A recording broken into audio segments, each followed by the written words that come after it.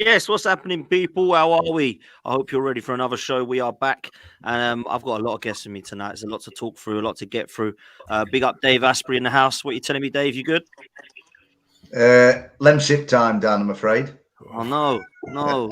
Joking, man. Joking. Yeah, I'm all right, though. I'm all right. I'm going tomorrow night, so I'll be all right.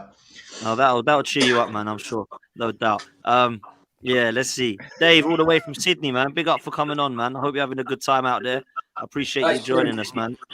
Yeah, it's brilliant. Really warm out here, especially where I'm sitting. And this is a cup of nice early morning tea, Dave, not Lemsip. Yeah, man. It must be like 6 a.m. where you are, man. So big up for coming on. It's much appreciated. Ridiculous time to do a podcast, really, but there you go. Listen, it's commitment. It's all love, man, for it. Trust me. Emilio back in the house. Listen, it feels like forever since I've spoken to you, but something that's changed. Fulham was raining goals, my friend. So you must be happy.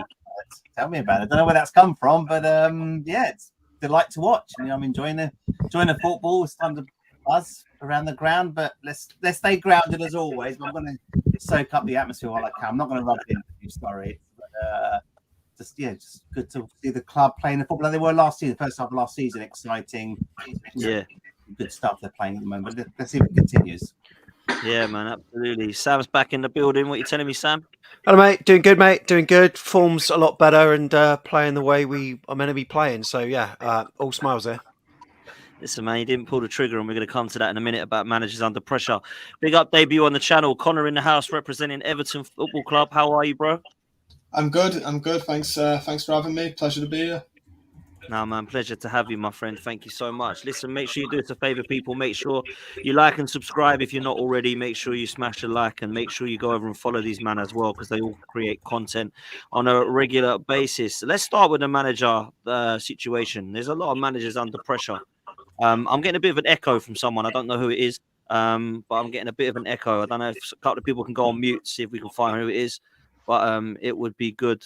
There we go. It is yourself, Dave. There we go. Listen, let's talk about this because there's a lot of managers that are under pressure already. It's crazy to me to hear last night Chris Boyd on Soccer Saturday. I called it Soccer Saturday. I think it's soccer special when it's not Saturday. Say that Eddie Howe's now under pressure because Newcastle went out of the Champions League. It's actually crazy to me to think that is the case. And I had some people on my WhatsApp chat going, yeah, I can understand why Newcastle want to be a big club. That's what has to happen. Madness to me. But Pochettino, Ten Hag, Steve Cooper, wasn't long ago before Areola, to be fair, Sam, was under pressure as well.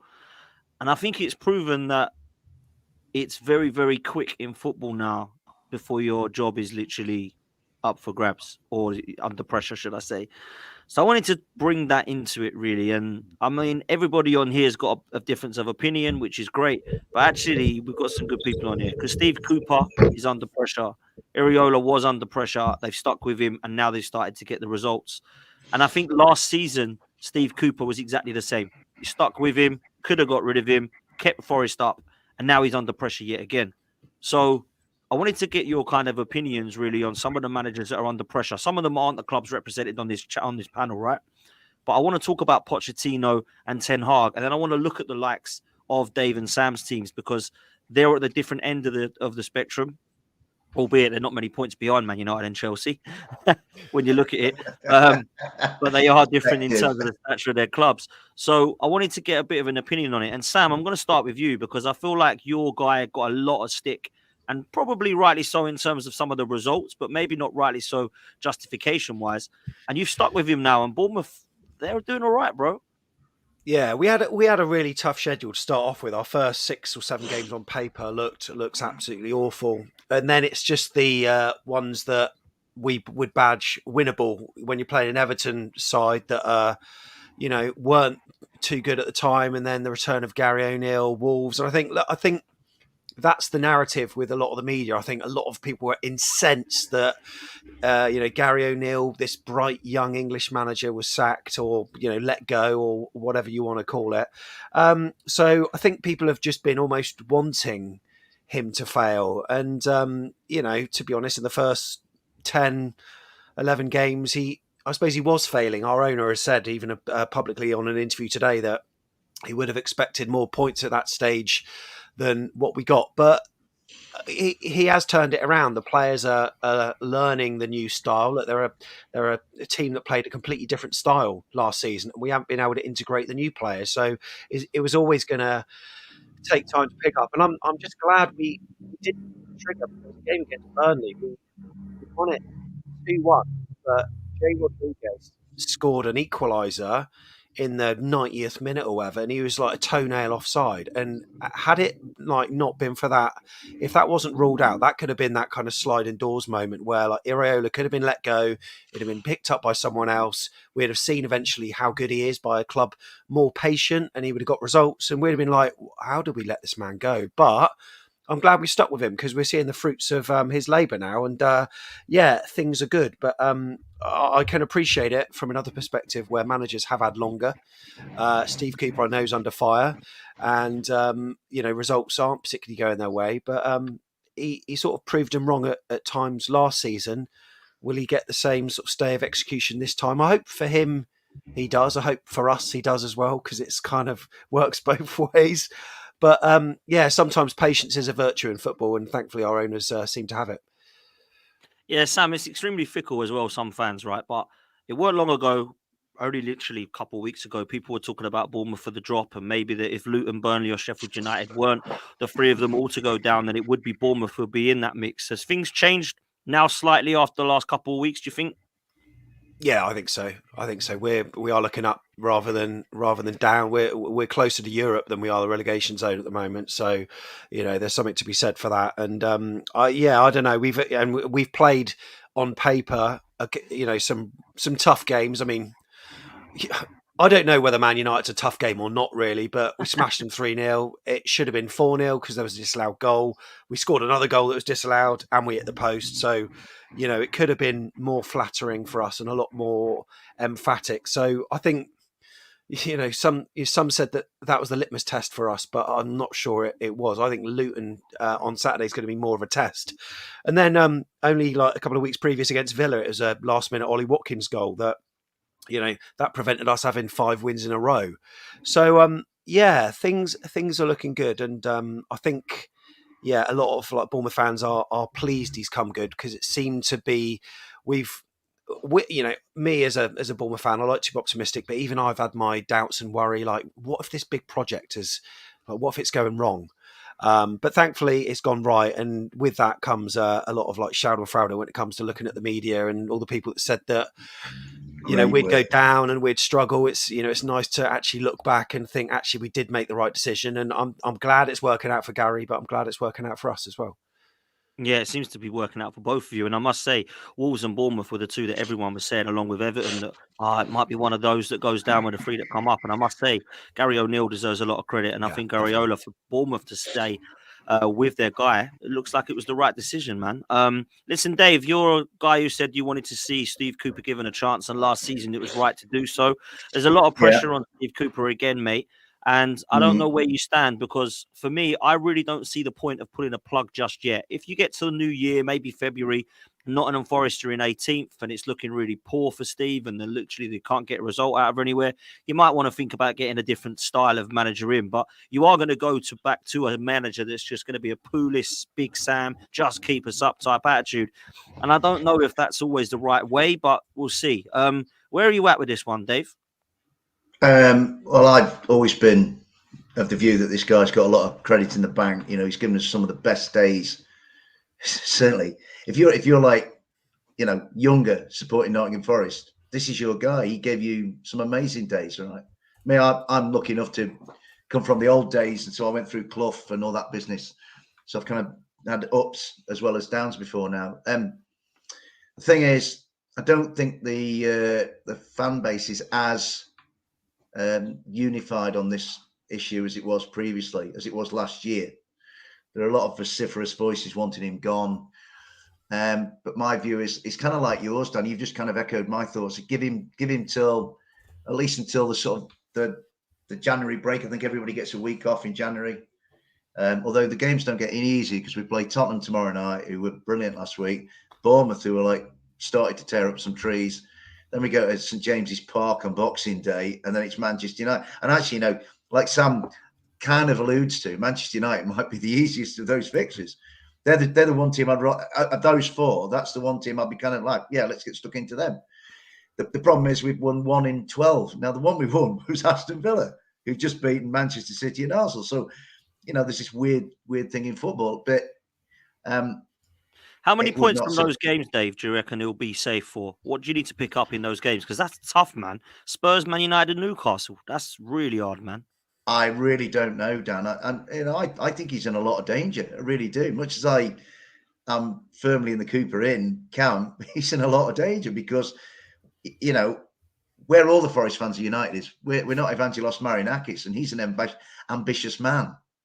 I trotted out reasons why, he needs to be given time. I gotta, if you like a comparable project to us was Brighton a few years ago. Now Brighton were 15th, 17th, 15th, and 16th in their first 4 years in the Prem, but they kind of kept relatively sane about it and relatively long term in their view.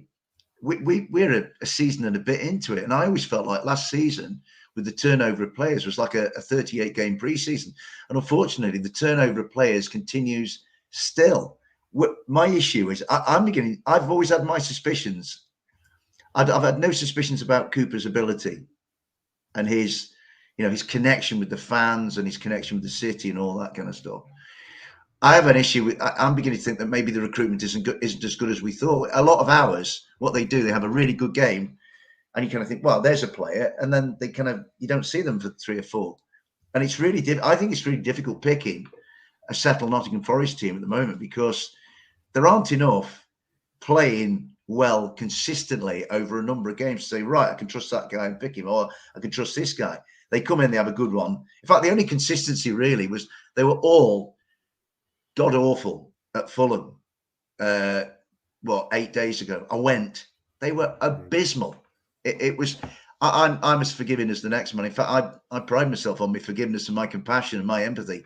But I could find no forgiveness for what those lads did that night, and they knew it.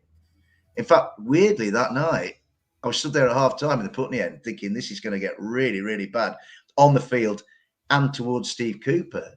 And second half, what you got was like the Forest supporters in that ground just sang their hearts out for him. It's almost if they looked across and saw a guy having a bad time. So, but it's all hot air. Cooper in, Cooper out. It's all hot air because only one man has any power to make a definitive decision, and it's on him. And I just don't know what he's thinking. I mean, after Fulham, there was a lot of navel gazing, a lot of soul searching. Quite rightly, it was shocking, truly shocking. Mm-hmm. And then you go to Wolves and you think, God, this is not going to get any easier. And actually, at Wolves, they put a shift in, and it wasn't a great game, but they could actually have come away with a win. They created more chances than Wolves. It's bizarre. I just still don't know about the recruitment. So I keep getting up most mornings thinking, this will be the day then when they get rid of him. So, I mean, I've loved Forest. I mean, you get a lot of people saying Forest need to go in a different managerial direction. All I would say is we went in 20 or 30 different managerial directions before Steve Cooper turned up. And we kind of thrashed around wildly looking for, we need the guy. This was to get out of the championship. We need this guy. We need this guy to kind of build a rapport with the fans, get us out of the championship. And eventually, and I'm thinking, no, we might, like you say, we might end up with like somebody who's going to play awful football and keeps us up. What people want, what a lot of people want, they want Forest to be like scoring 4 or 5, chucking caution to the wind, and playing, FIFA 24 football. That's not going to keep us up. That got exposed last year. We got torn to bits early in the season playing the kind of football we played in the championship and expected to keep us up. But I really don't know. I love the guy. I think he's the one thing I would say about him. He's a really good human being. He's a guy I'd like as a mate. He's a top bloke. And actually, people from other clubs keep saying to me, "What a good guy Steve Cooper is. What a good manager." But there are people inside the fan base who just think he's awful and terrible and want him gone, which is fine. A diversity of views is perfectly acceptable, But I think, tomorrow night's going to be incredibly difficult. Next week, I can't see us winning next week because Bournemouth are our bogey team. If we were European champions and Bournemouth were playing in the Dorset League They would beat us, honestly. Philip Billings coming on his own. He'll have a marijuana. He'll have a spliff at half time. And it'll be Forest 0, Philip Billings 4, because we cannot beat them. If we beat Bournemouth, I will retire to like Capri and live like Gracie Fields. We never beat Bournemouth.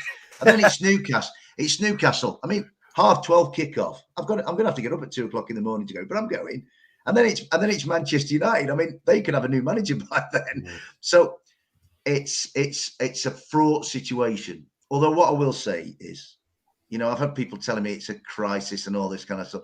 No, it's not. I lost my dad 7 weeks ago today. That's a crisis. A football club having a bad run is not a crisis. Get real. But Steve Cooper, the pressure on Steve Cooper is, I think it's the hottest his seat has been, Dan, to be honest. And, these next 4 games, if we get to the end of these next 4 games and it's no points, and let's be honest, Luton are doing nicely. Bournemouth have kind of skated away from us. Fulham have skated away from us. Give Everton their 10 points back and they're like top half. So of all the people on this podcast, these 6 of us, these celebrity squares, I'm the one in the worst position at the moment. And I'm the one who kind of can't see an immediate way out of the fog, if you like. Mate, I mean, listen, let me put it to the panel quickly. Does anyone see Cooper still being in a new Nottingham Forest job by the new year in 2024? For me, it's about the manner of your performances, Dave. If you could compete and not get battered, then you'll still. But if you continue to play like you did away to us last Wednesday, then that'll be curtains. Even if you play Man United, Bournemouth, and Newcastle, they're all beatable teams. I think this division is a lot more competitive this year than last season. I think there's a lot Bournemouth. More.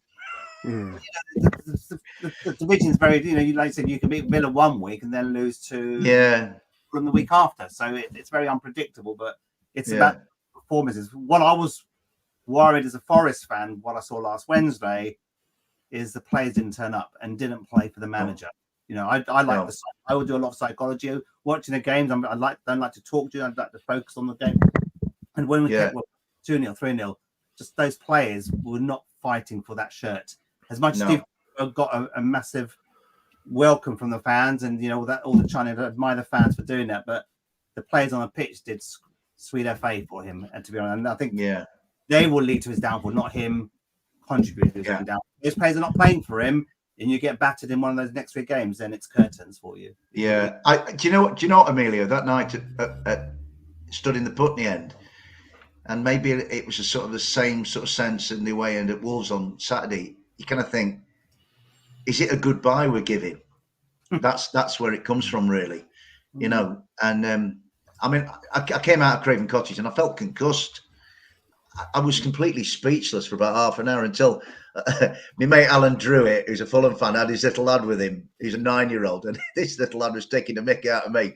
And I just fell about laughing, and thank God that little lad was there, that little Fulham boy, you know what I mean? He saved my soul that night. So, but no, I think it, like you say, Emilio, it's just tomorrow night. Let's just make Tottenham work hard. Then the week after, let's make Bournemouth. We need to stress teams. Play with pride. If you play with pride, people can see that. But if you're just literally just downing tools, like your defense were hopeless last week. They're terrible. There was no desire, no passion, no fight. When you're struggling, a month ago, I remember we were playing Wolves in must-win games. We scraped a last-minute win against them, and that sort of turned our corner. We should have gone to Anfield. Should have won at Anfield. I was disappointed. We came away pointless. We were the better team. 2 late goal, we lost the game. But to go to Anfield, score 3, we disappointed. And then we had 2 5-0 wins. So it just needs that bit of momentum, bit of luck. Get that bit of momentum. But if you're competing and making those teams work hard, you may not come with the points, but you're not getting battered. If you're not getting battered and bruised, let's hope for it. But if you have another, poor performance like some of your performances last season, then I worry for it.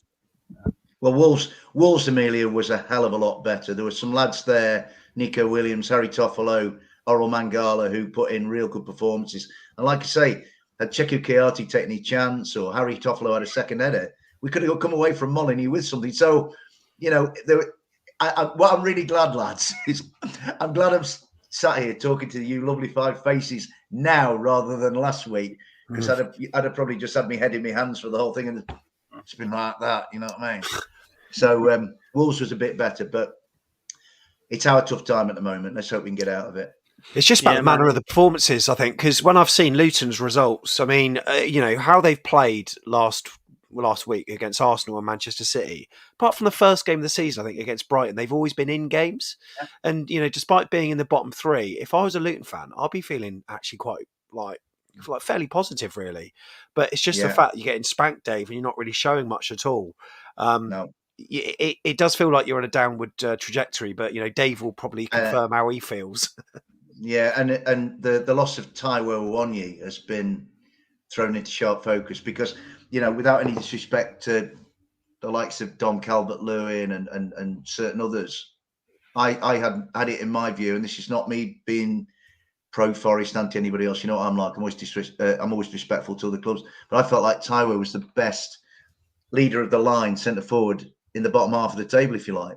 And we have just Chris Wood is a light of former years, or Divock Origi the same. And it's like, where are the goals going to come? I mean, our left back, our fullbacks at Wolves are by far our best players.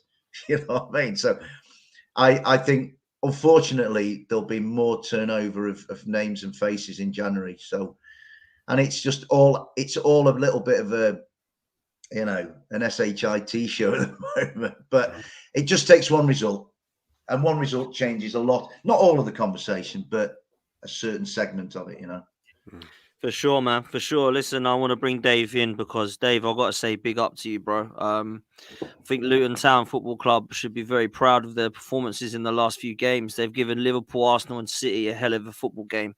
And to do that home or away is impressive. I was so impressed with Luton against us. I was really impressed with you against Liverpool. Thought it was cruel that you didn't get more than 1 point out of that. And it was cruel what happened to you at the end of Arsenal. I think Man City deserved it. I can't lie. I watched the game and thought, yeah, they just outshone you in the end. But to go 1-0 up, I was really buzzing, and you actually give them a game. And I think fair play, because I was told that Luton were going to get hammered. I was told that Burnley and Sheffield United might have a chance, but Luton ain't got any chance. And it's been quite the opposite, because Burnley and Sheffield United look like they're definitely heading down. And Luton are the only ones I would argue and debate about, because I've been so impressed, man. So your first year in the Premier League must be quite an exciting one, bro. I say it every time I come on. I'm having the time of my life watching football in the Premier League. But there's got to be a time. And you were talking about your managers. Our manager is the nuts. There's nothing you can say bad about this guy. I don't think there's a single Luton supporter on the planet that would want him out. I don't think the board want him out. And he's got a togetherness with our team, and that shows. We are still the underdogs. We're still expected to go down. But you're right. We're putting in some good performances. I was absolutely shattered watching Luton play Arsenal, Dan, to be fair. And I felt we deserved something out of that game. And, one moment of madness at the end. Arsenal celebrate like they've won the league, and possibly could have done. And I wouldn't blame them. That was it, the 97th minute winner. But we've not just had that, you're right, not just against Arsenal. I thought Man City, we did okay. We held ourselves quite high for a bit. The class between the two teams was obvious. You could see that from minute one. But what Luton need to do, they need to play like Premier League players. There's a couple of times where, when we was at Brentford away the other week, we had a foul against Chong, and Chong went down rather pathetically, if you don't mind me saying. And then the referee rate play on, and they scored from that opportunity. If we look at the Arsenal game, I think Odegaard got the ball. He got beaten quite fairly by Ogbeni, and he went down, didn't get touched, span around, shouted out very loud, and got a free kick. And things like that we're not coping with very well. We don't play the Premier League players' game as I see it. But we've been in games, and I think that's the best thing for us. We've been in games. Are we disappointed? Yeah, we're disappointed. You're right. We could have got more points out of West Ham. We should have got something out of Tottenham. Last minute Arsenal, Man City. Well, then Man City. And when was the best time to play Man City? Not after they've lost 4 games in a row, or they hadn't won 4 games. That's not the best time to play Manchester City. I want to be at the front of that thing. But we've been in games, and we've been competitive in most of the games, with the exception of, even if we lost 4-1 at Brighton, but I thought was in that game till the last 10 minutes. The one that really stood out as not being in was Aston Villa away. But other than that, we've been fighting for everything. Look, we know our limitations. We haven't spent millions of pounds, but we're still there. We're still in with a shout. And as much now as I'm not looking at the Bournemouth results anymore, I'm looking at the Forest results, and I'm hoping that some other team gets dragged in. Everton, for me, were never going to be in big trouble. I always felt they were strong enough to get out. Oh, and Palace, yeah, absolutely Palace. So you're looking at those and thinking, well, sorry, Dave, but I want these teams to lose a bit more. But we do need to get through. We've only won one game, really, and that was Everton. But if we get the 3 points, our next games, we have Bournemouth, Newcastle, Sheffield United, and then Chelsea. That's 4 games, Dave. Yeah, I knew that. So we need to get some points from there, because at some point, we're going to have to give up the ghost. And at the moment, we're playing well. Even the media are getting a different view on how Luton are playing now, and we're playing really quite some good football. I just want to see that 3 points Ross come. Barkley, Dave. Oh, Ross Barkley, he's impressed, man. He's impressed me, man. What a thing to get. Connor smiling. £0, and he's found his form and genuinely bosses his position. He seems to be like he was when he first came onto the scene. That's how I look at him. Pinging the ball around everywhere. He's got a really good football mind. So Ross Barkley, Benny as well. Another one that Andros. Sorry, Connor. All these lads from Everton. But I would say that if you look at Ross Barkley and you look at Andros Townsend, they have their little bit of experience that none of the other players had, and they've really affected how the team has performed at times. And Andros Townsend, I thought he'd be a bit part player, but when he's on the pitch, you just look at him like he used to be. That's how I feel.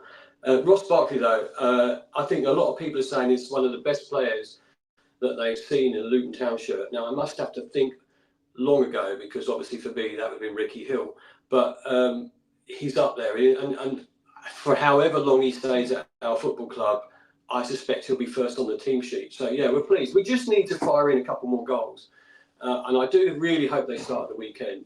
But it's a tough task, isn't it? Because when we're 5 points adrift now already, that's what it feels like from anywhere. And when you've only won one game away. It's a difficult one, and we just need a couple of wins at home, and then I think I'm a little bit happier. But whatever happens, we're keeping our manager. If our manager goes, that'll be ridiculous. Yeah, he's not going anywhere.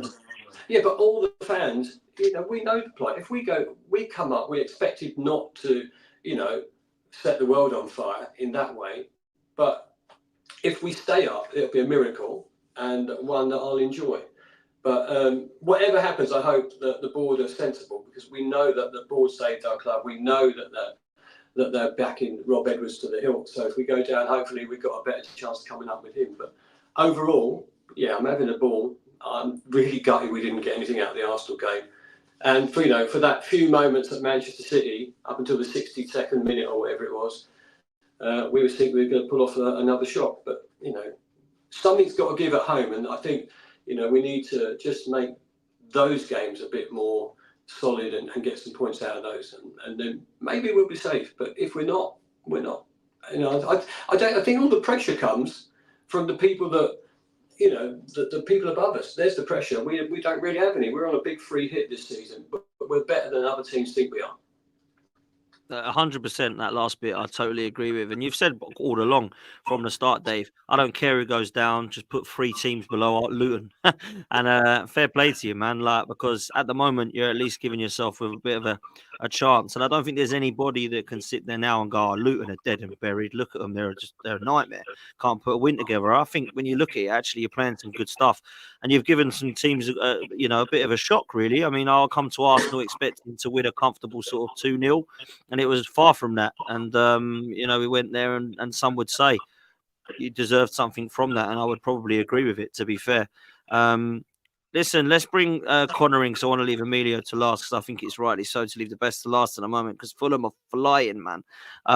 Connor, let's come to Everton, who, to be fair, likewise, started picking up some results, man. After that 10-point gap, it's like I've likened it to when Man City got told they're going to get charged. Then all of a sudden, Pep Guardiola just said, okay, we're not going to no longer lose a game of football. Seems similarly to Everton, that's just pissed everybody off, and now they're just winning, or at least playing a lot better. Where are you at with the Sean Dyche stuff, man? Because you're new to the channel. We haven't really had an Everton rep on here of late.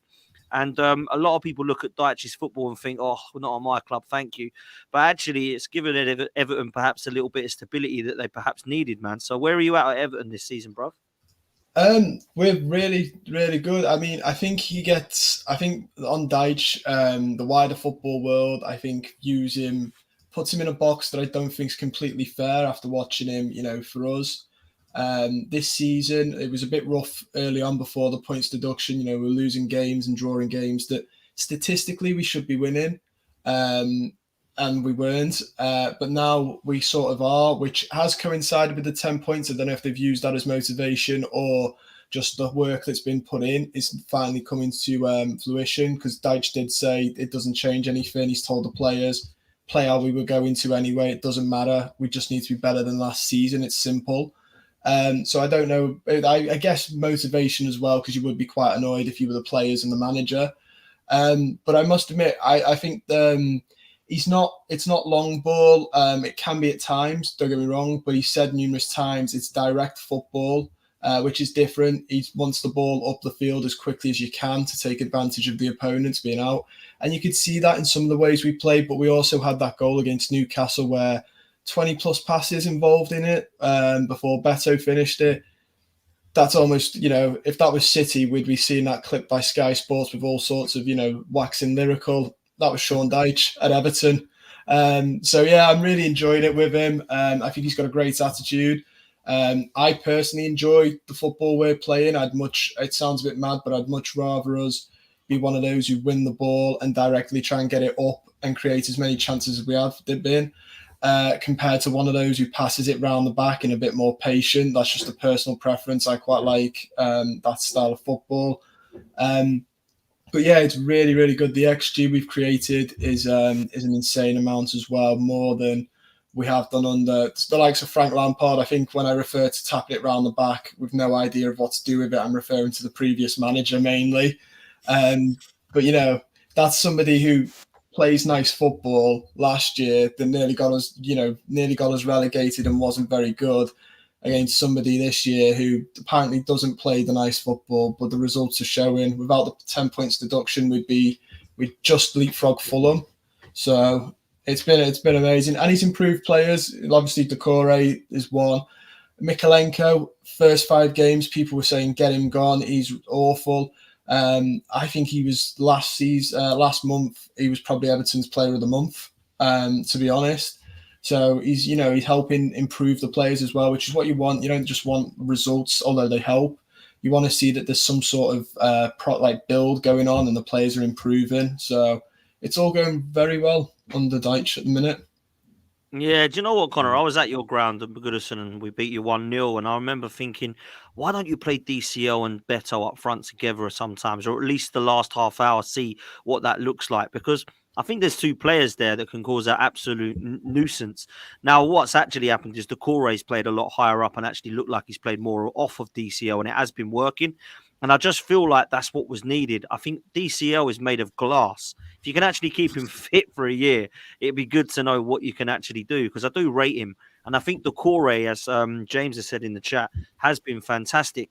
But this 10 points deduction, do you think you could still go down? Because when that happened, everyone went, oh, that could be Everton done. That could be them done. A lot of my mates were like, I don't see him going down still. And I don't know why that is, because you could still go down and anyone could. But I don't know. I just don't see Everton being relegated, man. So what's your thoughts, Connor? I mean, obviously, mathematically, like you said, we still could. And I don't want to, disrespect the teams that are down there. But I don't think where we finished the last 2 seasons have been completely fair on the quality of the players. We have a few quite good players in the squad who have either been misused or not used at all. And I think Rafa Benitez is proving again at a different club that he's not the manager he ever was, or very good. Frank Lampard, I think, will go on to prove that he's not quite, the manager awful, that everybody thought he Let's just would. say how it is. He's awful. Yeah. He's terrible, mate. Absolutely awful manager. I'd like to say we'd stay up, but I think, and it's worth pointing out, the only team I worry about down in that bottom three are Luton, who are doing a really wonderful job. If Rob Edwards keeps them up, I would argue he should be one of the people spoken about for manager of the season, because when they came up, everybody was like, oh, wow, these will give Derby a run for their money for the record, and they've done anything but that. And they beat us, and I think that's why we don't play 4-4-2, by the way, with Beto and DCL. We tried it in that Luton game, and it was just, we lost all that midfield compactness and that midfield control, because obviously when we're attacking, Decore does push up, but when we defend, he comes straight back into it's almost... He's been class, Decore, to be fair. He's been class. Dan, can I just come in, mate, and say my view on Everton was... Yeah. My view on Everton was, as soon as the points deduction was made, they were guaranteed safety, because no team in this division had a bigger cause at that moment than Everton. Yeah. I do you know what I said to somebody after I walked out of Fulham, having seen my lot play? Like, my mother, who's 86 and 5 stone 12, would have beaten Forest that night, right? I walked out of Craven Cottage and thought to myself, I was going to write to the FA and say, could you take 10 points off Nottingham Forest, please, just for the hell of it? Because as soon as Everton had the 10 taken off them, they just became a different side. Even in losing to Manchester United at Goodison, they were the better team, right? And I kind of looked at it, and somebody said to me, well, that's Everton done. I said, no, it's not. Everton are safe now. I actually think, you forget Everton, they're safe because of the 10-point deduction. My view is, sometimes I've seen teams have points deduction in the past, and they find a different gear because all of a sudden their desperation is amplified and intensified. And I think Everton are fine. And Dyche is very cleverly tapped into that feeling in the stand and that feeling in the dressing room. I have no worries for Everton whatsoever. I have more worries for my own team than Everton. No, fair play to you. And I likewise, I never put them down anyway, but I must say they were one of the ones that were floating around. I actually put Wolves and Bournemouth down there as well in terms of floating around. But at the moment, it's anyone's, man. It's anyone's. Let's come to you, Emilio, because I think it's, I must say, man, Everton, just spoken about Everton, Fulham. They are absolutely flying, my bro. And I saw the goals that you've been scoring. It was great to see you absolutely batter West Ham and put Lawless totally in the mud, which was great to see. We're not all that bad, he needed to do, because he needs to wind his neck in, that young boy, at times. And Fulham certainly made him have to wind his neck in. Mate, you're playing brilliant stuff. You really are. I mean, I'm looking at the football, and I think you said it earlier. You're playing the way that you started last season. I know it dropped off, but maybe this is a backward season for you as opposed to last season, man. Yeah, absolutely. I think if we look the 3 games before the last international break, I think we played away to Brighton, came away with a point after a shocking first half, but we showed more pressure, intensity second half. It should have come away with a win. Man United at home, we didn't give them too much respect. We didn't take our chances. Fernandes, last-minute winner. So disappointing to come away with that. And then we lost against Villa. Same thing. First half, we were dreadful. At 2-0 down, game over. Second half, more intensity, more pressure. The signs were there, but so come back from the international break, slightly changing formation. We've got players back from injury, so there's more depth in that squad. He can start to rotate these players now, given that 7-8 games in December, and we're being more direct, more intensity, higher press right from the first whistle. Not go a goal down and then you've got to come back. I've just seen a change in approach rather than all this sideways move here. It's good passing, but we're going forwards rather than going backwards and sideways. So changing tactics, formation, players coming back from injury, and we're scoring for fun. What's that? 16 goals in 4 games? And Dave, the point I was mentioning to you earlier, that Wolves game, after the international break, must-win game against a team around us. We maybe got away with a bit of luck there, but I think the Wolves fans have gone on a bit too much about it. They've had some bad decisions with the VAR, but actually, you look on those replays on that game, I don't think there was clear cut against Wolves. I actually thought they were slightly warranted for Fulham, and I'm being unbiased here, but we came away with 3 points. That reinvigorated. We scored 3 goals. We've only had 9 before that the whole season. Scored 3 in 1 game. Gave us confidence, a boost. Going to Anfield, not expecting anything. And look, You know, we took the game at it, you know, at Liverpool right from the off. They went a goal up within minutes, 1-1, 2-1, 2-2, and we had the audacity to go to Anfield to take the lead with a bit more composure, a bit more confidence. We just lost it in the last few minutes. And I was gutted, man. I was so happy. I was gutted when Trent scored. I was like, no way. And what was common in those two games, and then we took that to Forest and West Ham: high press, high intensity, direct, faster passing, quicker movement. Iwobi, Connor's been a revelation. You know, he's playing more up the pitch. He's getting into, he's supporting Jimenez, and you know, just going in those little gaps here and there, always looking to go forward. We've got something about us now. I'm not saying not what's changed.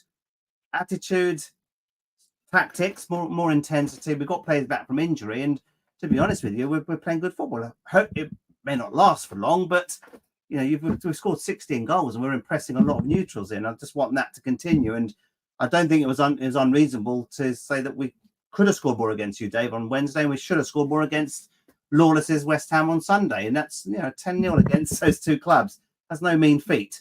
You know, I don't think we've maybe got as much respect as we would have liked, which is a good thing, because I want us just to get on with our football. I don't want us to be too much in the media and the press. But as far as I'm concerned, the biggest game of the season is next week, Connor. I want, we've got a semi-final in the League Cup. That's a critical game. As far as I'm concerned, I wouldn't say down tools. Newcastle away at the weekend's a big game, but there's a semi-final that beckons here. And I think put your strongest 11 against Everton, slightly maybe make a couple subtle changes on Saturday against Newcastle and try to win that game at Everton. I'm not sure if it goes. Does it go to extra time, or is it 90 minutes? It goes to penalties after 90 minutes. Yeah. So again, stay in the game up to 90 minutes. Then it's a lottery rather than having to go into a replay or so forth. So that's our biggest game of the season. Forest, Dave, you were there last season when Forest got to the semis. We want to enjoy these moments. Get a chance to get to Wembley, but all Fulham fans are enjoying the last four games. We've showed qualities. We're scoring goals. Jimenez was written off by many fans, to some extent myself included, but we're playing to his strengths. We're playing more direct. Poor guy has got good touch in the box, but he's a bit icy. He was isolated there. The last four games, we're playing to his strengths. Play him as a target man. He's got some nice touches. Look at the confidence of the goal against Forest, Dave, with his back heel. A month earlier, even if he was nobody in front of goal and looking straight at the goal, he still would have missed. So look, one goal, bit of confidence, maybe a fortuitous victory against Wolves, and before you know it, we've started picking up 12 points out of 9 points out of 12, and we're starting pushed away from that bottom three. But overall, not much has changed other than just good tactics from Silva, who's still getting a lot of plaudits from the neutrals. Still being linked to some bigger clubs, but he signed an extension to the club. We've got the keeper now. Ben Leno just signed an extension till 2027 a couple of days ago. Paulinho still top defensive midfielder in the Premier League, battering Rice in terms of stats stand. So it's but look, every season he's doing the job he's meant to do, and when he's not there, we miss him badly. So if we can keep him to the end of the season, get some reinforcements and strength in January, then let's push away from to half, and maybe if we finish 10th again this season, I'll be well delighted. But might sound crazy, but survival is still the name of the game. Let's survive. Let's get enough points mathematically. Yeah, you say that. It doesn't sound crazy. It doesn't sound crazy, but I honestly do not see, and I never have seen Fulham near there. And I know that you were creeping towards it, but you've proven to me. You said what's changed. I think what's changed is I think you've started to use Raul Jimenez in the way that Wolves were using him a couple of seasons ago now. And you've got players like Willian, Harry Wilson, Paulinho, you've mentioned, to keep it steady. You've also started to play Tom Kearney, I've seen as well of late, who I've always rated, to be fair. So I think now that is quite to see, man. Quicker passing, direct, playing to people's strengths.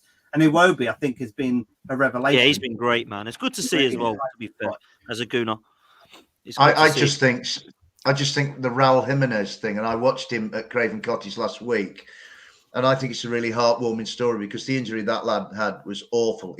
Every time you look at Raul when he's playing, he's got that visible scar on the side of his head. I was at the Emirates as well for that. It's awful. And at times in his life, that lad and his family might have kind of thought, I'm never going to be able to do again what I did previously.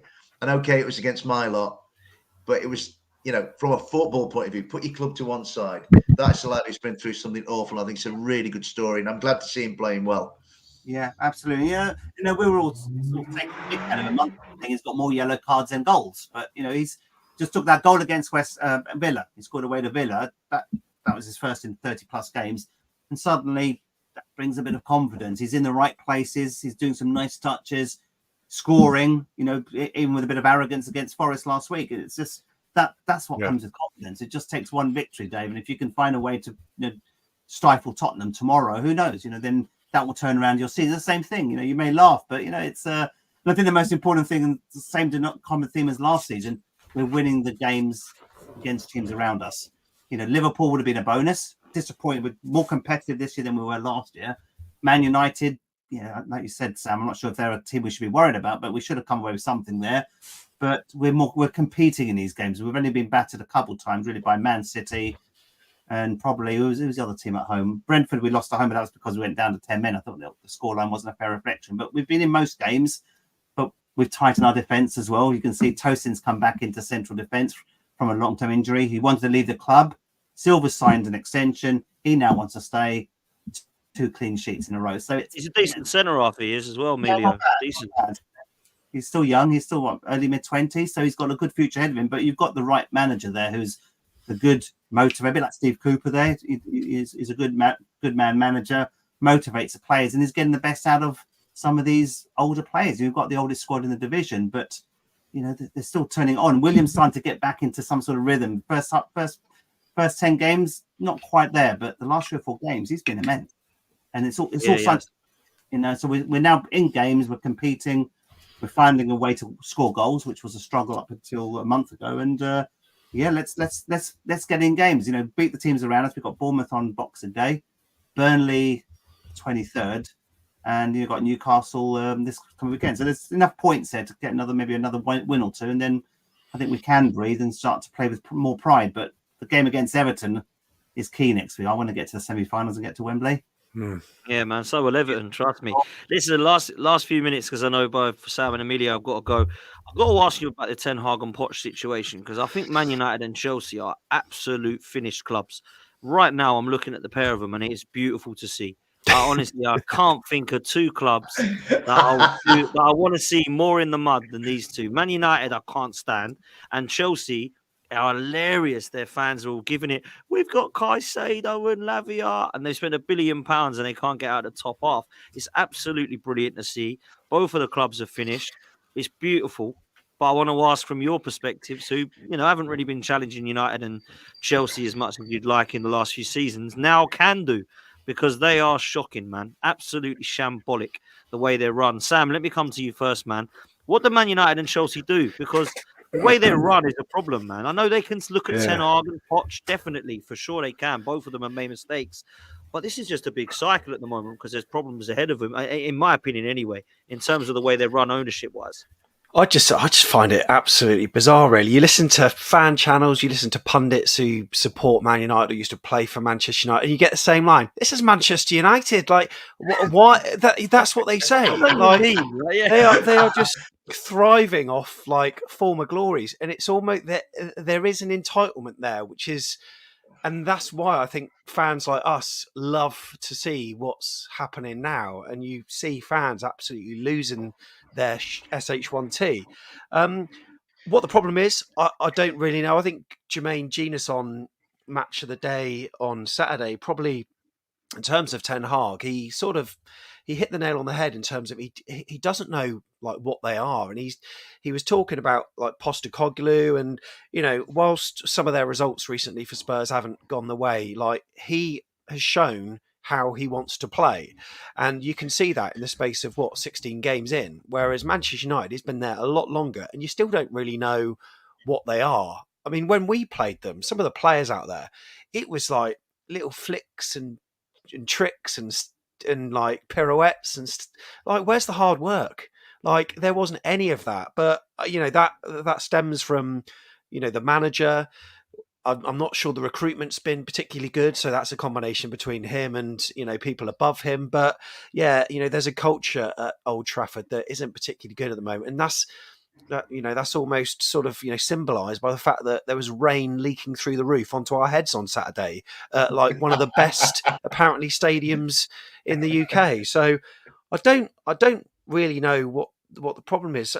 Sometimes I find certain people in football at some point just get too much into their comfort zone. I'm wondering if like Poch is one of them. I don't know. I really don't know. But with like, certainly with Ten Hag, I just don't know what his whole footballing philosophy is. I really don't know. And all it needed was a team with a bit of drive, a bit of hard work, tenacity, bravery. We were worlds apart, and like I say, 3-0 absolutely flattered them on Saturday. Something does need to change. And I know that when you hear Gary Neville on Sky Sports, it's always the Glazers that, Glazers this. The Glazers didn't stop them playing well on Saturday because they were absolutely trash. So, yeah, I don't know, mate. It's a question that I think we could talk long into the night about, and I don't think any of us will ever get the answer. Nah, man, I've got to say I agree with everything you've said. Emilio, I'll come to you quick because I know you've got a shoot in a minute, but I honestly look at the way these two clubs are run, and I think they're just all wrong. I look at the way Manchester United's owners have neglected the club. Oh, they haven't neglected them. They spent billions of pounds. Yeah, look at what they've let the billions of pounds be spent on.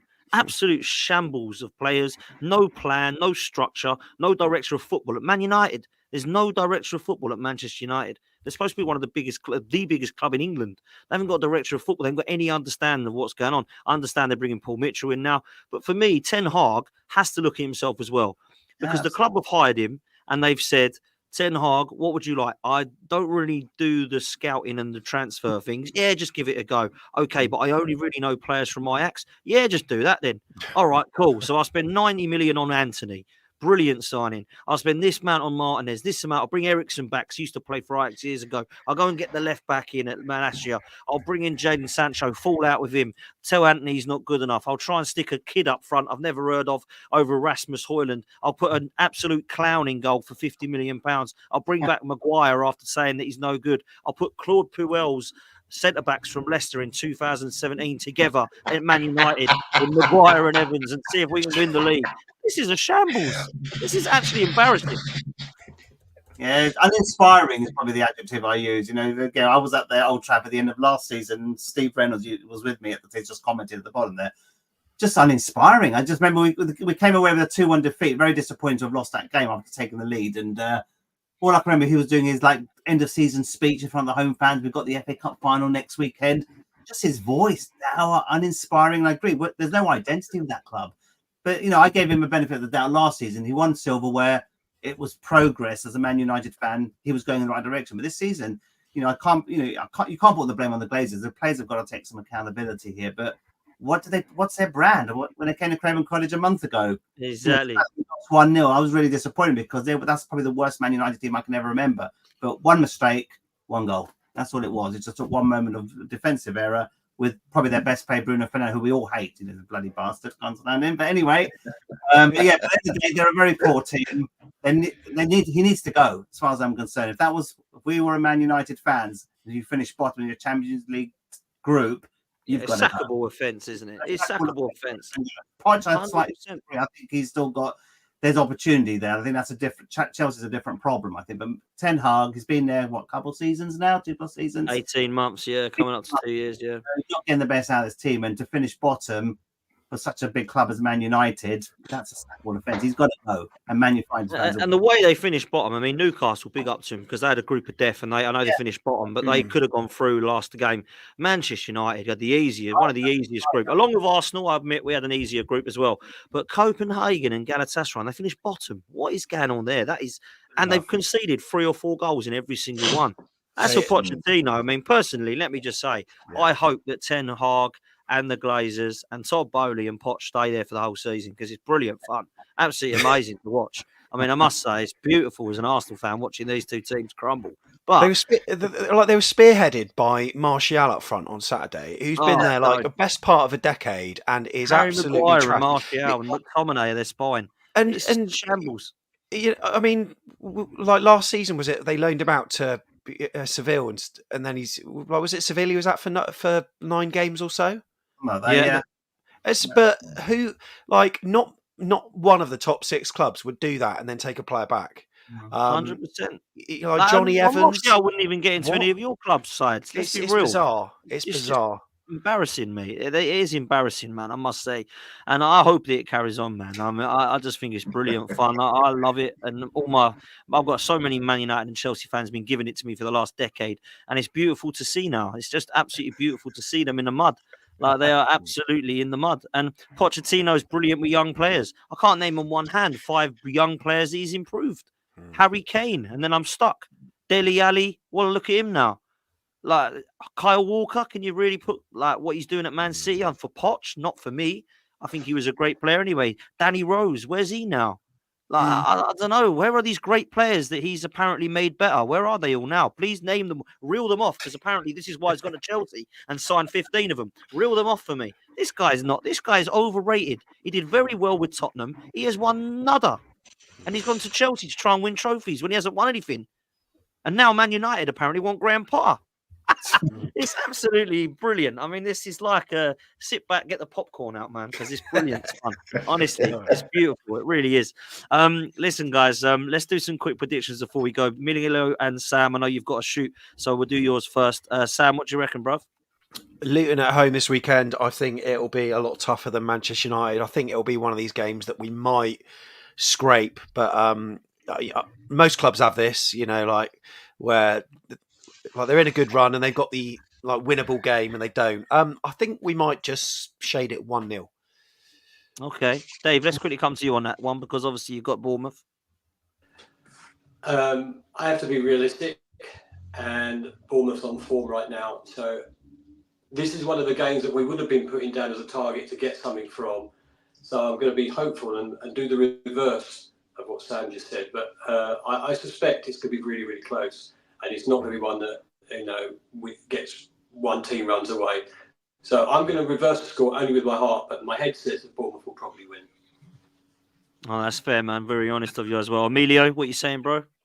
Newcastle away. I don't know if it's a good time to play them, to be honest. I think obviously they'll be disappointed they finished bottom of their group and, they've got a lot of injuries still, but they will want a response immediately after that, getting knocked out of the Champions League. So if we can go there and get a draw and protect a couple of our key players for the Everton game, I'll be happy to take that. So I think we can get a point there on Saturday. But yeah, again, Everton game is in the back of my mind that we want to. You keep mentioning that, man. That's the more important one for you, innit? Get some silverware, man. Want some silverware here, to be honest. I don't blame you. Absolutely, man. Listen, make sure you go over to Cottage Talk and Teddy Nello. Make sure you go follow Emilio. Make sure you go over to Back of the Net podcast as well and follow Sam. Let both of you go because I know you got shows. Big up for coming on, and I'll see you next week. And we'll speak to you soon, boys. I'm Pete Davies. Anyway, take care, guys. All the best, boys. Nice one. Connor, let's come to you, bruv. Everton, what do you reckon, bro? What are you saying at the weekend? It'll be. I don't know. I was going to say it'd be tough. Burnley are a bit tough to figure out. I think, it's when you play people, regardless of form, how you do in the head-to-heads in previous times comes into it. And Turf Moor hasn't been easy for us the last couple of years, but they had Sean Dyche for a large part of that, who is now the other side of the fence. They've now got Vincent Kompany, and I think they're struggling under him. And the new lad, the American lad, I can't remember his name, for them, he's now injured. He was a really promising player for them that's now picked up an injury. I'd like to say we'd get a win. It'd be nice for Sean Dyche as well to go back and get a win. And I think the fans still quite like him there. The Burnley fans I know and the ones I see on the internet quite like him, still hold a torch to him. I think this is one of those games we've got to sort of look to see as a chance to separate us from that bottom half, from Luton. We win that, and we're almost like two wins ahead of them, and it's a way to close the gap on Nottingham Forest, because I do think, unfortunately, if we can get you or Palace or somebody else down there, or as many teams as you can, really, between the drop zone and you, that's even better. It means less like last season where we were watching the final game of the season, heart in our mouths. So I think Dyche should be looking at this as a win, but stats say Turf Moor hasn't always been the nicest place for us. Interesting one, man. Dyche going back. I think everybody loves Dyche really in there. There'll be Everton and Burnley fans thinking, what do we want here? But let's be real. I think Burnley are a team that I've not been impressed with, man. So I expect Everton to beat this Burnley side. So we'll see what happens. Lastly, Dave, what about yourself, bro? What are you saying? I mean, tomorrow night, isn't it? Spurs. I hope you beat them, man. I really do. What are you saying? Well, if I was a neutral, I'd say that Tottenham win. Having watched them against Newcastle last week, but tomorrow night, I think there's going to be a lot of emotion around the City Ground, and I think the City Ground under the lights on a Friday night is going to be really hostile tomorrow night. I just hope it's hostile to Tottenham Hotspur, not to Steve Cooper. Player for player, they should come and win. Brennan Johnson coming back, man. Brennan Johnson coming back. Obviously, that's going to be a sort of a plot within the the main plot, if you like. In terms of quality, Tottenham should win comfortably, but often Forest find those games where they're kind of written off a little bit easier to deal with. I mean, I do look sometimes enviously at Luton Town and enviously at Everton and the situations they're in. Luton were expected to lose all 38, and that's a great place to be. I'd love Forest to be in that place, utterly written off. And Everton to have 10 taken off them, that gives them the cause. I actually think we are the second worst team in the division right at this moment. I think there's only Blades worse than us. I do. I think Burnley play better football than we do. I think Luton play. I've got great spirit. Everton really are a top half side. We're just getting into the top half, so it's difficult to see a win tomorrow night. But football, you just never know, do you? Hart says all of what the bottom line tomorrow night, Dan. Like I saw at Molineux, I didn't see it at Craven Cottage. I just want Tottenham Hotspur to go back in that dressing room after that game tomorrow night. I think, thank God that's over. Do you know what I mean? Yeah. I really do, because at the moment, certainly without Taiwo Awoniyi, I don't know where we're going to score a goal from. I mean, I just think they aren't good enough really at the moment. So, mate, fingers I hope crossed. you do it. Things can change, man. I hope you do it. Yeah, I mean, like you say, do you know what, Dan? I mean, you were talking to Emilio, and I think we talked maybe 4 or 5 weeks ago, and it was Fulham. Emilio was kind of in the same mind space that I'm in now. I mean, there's a little bit of me thinks I'm glad it's happening now in November rather than April. Do you know what I mean? Yeah. And I think if it gets to the point where Steve's position is untenable, then you have to make a change. Whatever happens, Steve Cooper will probably go down as the second most loved manager Nottingham Forest have ever had. Wow. You know who the number one is. That's of course. That's not this guy. Whatever happens to him in the next few weeks, or whether he's here or he's gone, he's going to go with a groundswell of love. You know what I mean? So listen, it's not all over yet, man. It's not all over yet. Let's see what happens, man. Listen, people. Fingers crossed. Yeah, absolutely. Make sure you do us a favor. Smash a like on your way out. Subscribe to the channel if you're new. Our next target's 13K, and we're really close to it. Literally only a couple hundred away. So let's make sure we get us up there. Make sure you go follow Connor over at Twitter. Make sure you go follow Dave over at Twitter. And make sure you go follow Owen the Town and Dave Gregory over on Twitter as well. Dave, big up for coming on over from Sydney, man. I really appreciate that, bro. And hopefully we'll see you next time when you're down. Dave, big up for coming on. Connor, debut. Always welcome, my bro. So thank you so much. Had a good game, Connor. Well played, mate. Thank you. Cheers. Pleasure to be on. Thanks, man. Much appreciated. Make sure you smash a like, people on the way out. Big up everybody in the chat. It's been lit as always. Massive interaction. We'll be back tomorrow night. Make sure you go over to Lee Judges TV if you want to see the North London podcast tonight at 9 p.m. Sorry, it's 8 p.m. now. 9 p.m. Me and Lee will be chatting to Sean and Henry about all things Arsenal and Spurs. So make sure you head over there. Until then, take it easy and we'll see you next time, people. Laters.